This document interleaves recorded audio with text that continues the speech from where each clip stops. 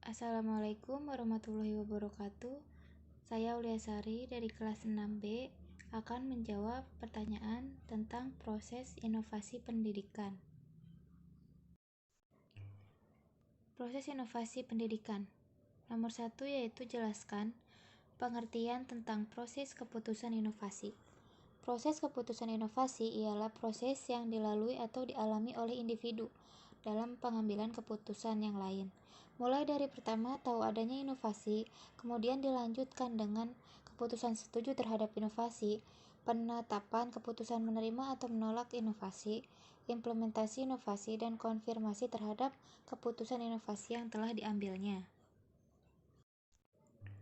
Selanjutnya yaitu nomor 2.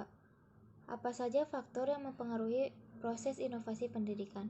Terdapat 3 faktor yang mempengaruhi proses inovasi pendidikan, yaitu faktor kegiatan belajar mengajar, faktor internal dan eksternal, dan sistem pendidikan, pengelolaan, dan pengawasan. Selanjutnya yang nomor 3 yaitu jelaskan mengapa dalam proses keputusan inovasi tidak dapat berlangsung seketika, tetapi harus membutuhkan jangka waktu yang panjang.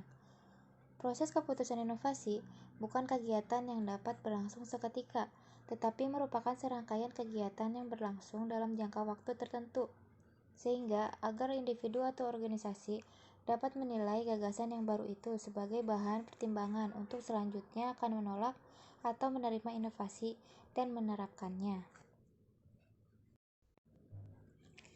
Selanjutnya yaitu nomor 4.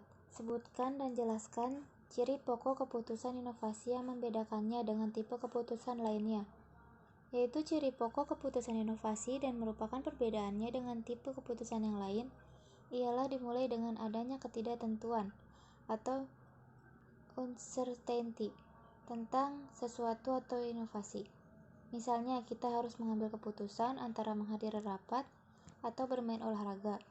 Maka kita sudah tahu apa yang akan kita lakukan jika olahraga, begitu pula apa yang akan dilakukan jika menghadiri rapat. Rapat dan olahraga bukan hal yang baru. Pertimbangan dalam mengambil keputusan mana yang paling menguntungkan sesuai dengan kondisi saat ini. Keputusan ini bukan keputusan inovasi. Nomor 5 yaitu Zalman, Dunchan, dan Holbach tahun 1973 membagi proses inovasi dalam organisasi menjadi 2 tahap, yaitu tahap pemulaan dan tahap implementasi. Jelaskan langkah-langkah pada 2 tahapan, yaitu tahapan permulaan dan tahapan implementasi. Pada tahap permulaan, terdapat 3 langkah. Yang pertama, langkah pengetahuan dan kesadaran. Jika inovasi dipandang sebagai suatu ide, kegiatan, atau material yang diamati baru oleh unit adopsi atau penerima inovasi, maka tahu adanya inovasi menjadi masalah yang pokok. Sebelum inovasi dapat diterima calon penerima, harus sudah menyadari bahwa ada inovasi, dan dengan demikian, ada kesempatan untuk menggunakan inovasi dalam organisasi. Selanjutnya, langkah kedua pada tahapan permulaan, yaitu langkah pembentukan sikap terhadap inovasi. Dalam tahap ini, anggota organisasi membentuk sikap terhadap inovasi.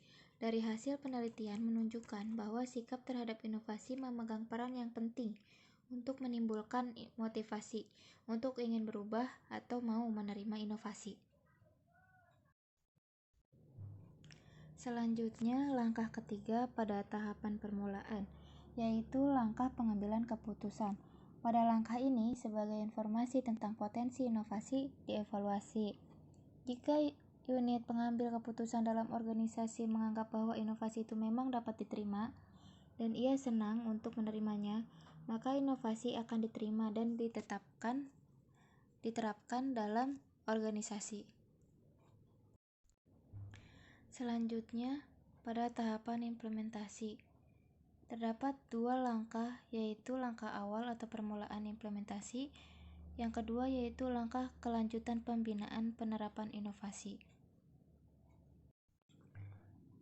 Langkah awal pada tahapan implementasi yaitu pada langkah ini organisasi mencoba menerapkan sebagian inovasi. Misalnya, setelah dekan memutuskan bahwa semua dosen harus membuat perpisahan mengajar dengan model satuan acara perkuliahan, maka pada awal penerapannya, setiap dosen diwajibkan membuat untuk satu mata kuliah dulu sebelum nanti akan berlaku untuk semua mata kuliah lainnya. Selanjutnya, langkah kedua pada tahapan implementasi, yaitu langkah kelanjutan pembinaan penerapan inovasi. Jika pada penerapan awal telah berhasil, para anggota telah mengetahui dan memahami inovasi serta memperoleh pengalaman dalam menerapkannya, maka tinggal melanjutkan dan menjaga kelangsungannya. Terima kasih, sekian jawaban dan penjelasan dari saya. Wassalamualaikum warahmatullahi wabarakatuh.